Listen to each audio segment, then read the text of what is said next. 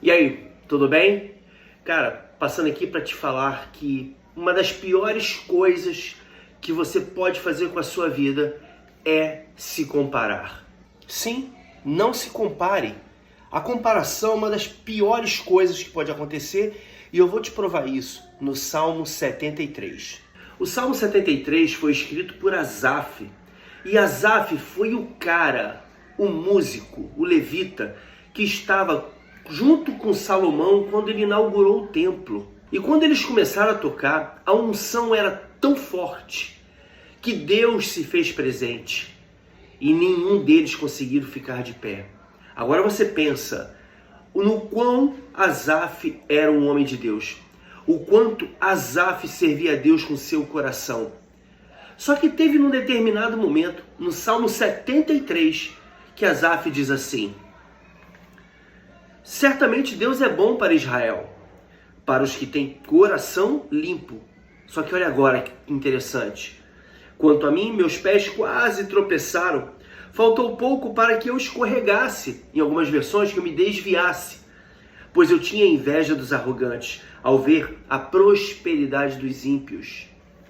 Asaf quase se desvia, mesmo tendo essa experiência com Deus. Mas como? Por que isso aconteceu? Pelo simples fato dele ter inveja de quem não serve a Deus. Isto é, ele se comparou com quem não deveria se comparar. Um dos grandes problemas que nós temos é se comparar com quem você não tem que se comparar. E as redes sociais fazem muito disso conosco. Se nós não vigiarmos, nós vamos ficar nos comparando com a vida irreal de quem está do outro lado da tela. E depois do versículo 2, Asaf começa a relatar tudo aquilo que ele vê, o ímpio, a pessoa injusta, a pessoa que não quer saber de Deus, conquista, como ela vive bem, ela faz atrocidades e vive bem. Só que é uma vida passageira, é uma vida que diz respeito somente a esse momento. E ele passa muitos versículos falando disso, meio que reclamando, falando do que o seu coração está cheio, do que gerava amargura nele. Mas teve um momento em que Asaf teve uma virada de chave. E esse momento está no versículo 17, que diz assim: até que entrei no santuário de Deus, então compreendi o destino deles. Quando ele entra no ambiente de comunhão com Deus, num ambiente onde a glória de Deus se revela, onde ele tem intimidade com Deus, onde ele busca Deus, onde há manifestação de Deus, ele vai lembrar do fim dos ímpios e do fim dele. O fim dele é muito melhor, apesar de toda a dificuldade que ele possa viver, apesar de não ter tanta fartura muitas das vezes. Mas o fim do ímpio é muito pior do que o fim de quem busca Deus. O apóstolo Paulo vai dizer no final da carta aos Filipenses: eu já aprendi a me contentar de todas as formas, tendo ou não tendo. Isto é, não importa o que eu tenho. Não é sobre o que eu tenho. É sobre quem eu sou em Deus e quem Deus é em mim e para mim. É sobre ser a celebração de um culto a Deus. A minha vida é um culto a Deus. E quando eu entro no templo, ou entro na igreja, ou entro num lugar que foi separado para adorar a Deus, eu estou celebrando a minha vida com Deus, junto com outros irmãos. Então, cada um, que é um culto, como Romanos 12 vai dizer: apresentei os vossos corpos como sacrifício vivo, santo e agradável a Deus. E esse é o vosso culto racional. Então, cada culto, cada pessoa se une para prestar uma grande celebração a Deus. E ali nós lembramos que nós temos a vida eterna e que essa vida, por mais difícil que seja, é passageira. Por mais dificuldades que você esteja passando, querido, isso vai passar. Isso vai acabar. E você vai estar vivendo uma vida eterna, uma vida de glória com Deus. Lá dentro não é sobre o que eu tenho ou deixo de ter, mas é sobre o que sou em Deus e quem Deus é em mim. Lá fora é sobre ter, é sobre ser maior, é sobre conquistar. Aqui dentro é sobre perder para ganhar, é sobre negar a si mesmo, é sobre carregar cruz. aqui dentro é sobre ser. Não ser o que eu quero ser, mas ser o que sou nele e através dele. E isso não me faz eu me apegar ao que eu sou de mais ou de menos. Eu me apego ao que Deus é. Em quem eu sou vai determinar totalmente o meu futuro.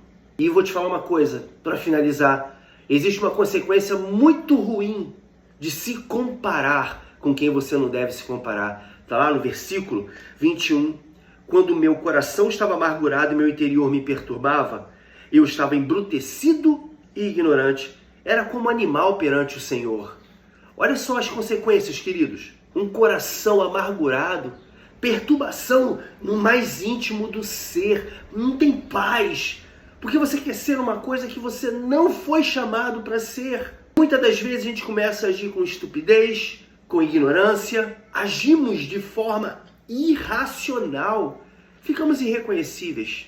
Deus nos chamou para ter uma vida irrepreensível, aonde nós venhamos a glorificar o nome dele em nosso viver. Esse é o nosso maior chamado. Só que nos últimos versículos, depois de ter entrado no lugar certo, no santuário do Senhor, ele vai lembrar de algo maravilhoso.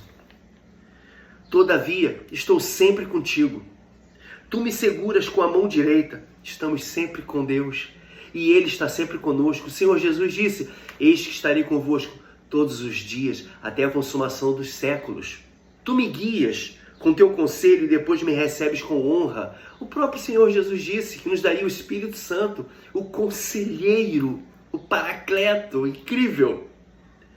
Quem mais eu tenho eu no céu, senão a ti? E na terra não desejo outra coisa além de ti. É entender que o nosso maior bem é ter Deus, é viver com Deus, é estar com Deus. E ele continua: meu corpo e meu coração desfalecem, mas Deus é a fortaleza da minha vida e minha herança para sempre. Eu posso passar pelo que for. Aqui, na carne pode doer, mas eu tenho Deus como minha fortaleza e Ele me faz ser resiliente. Eu posso cair, mas eu posso me levantar. Eu posso cometer algum tipo de erro, mas isso é apenas um tropeço, não é algo que eu busco fazer. E ele termina dizendo: mas para mim, bom é estar junto a Deus. Ponho minha confiança no Senhor Deus para proclamar todas as suas obras. Meu irmão, minha irmã, deixa eu terminar aqui dizendo uma coisa para você. Não se compare. Não se compare com quem você não tem que se comparar. Entenda que você precisa estar com Deus. E isso é o mais importante.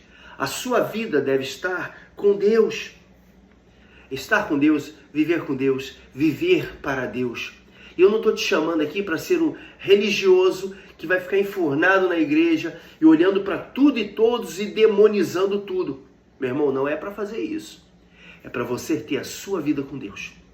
Vai viver a tua vida, vai trabalhar, cuidar da sua família, estudar, crescer. Sim, ganhar dinheiro, por que não? Viver bem, cuidar do corpo, da sua saúde.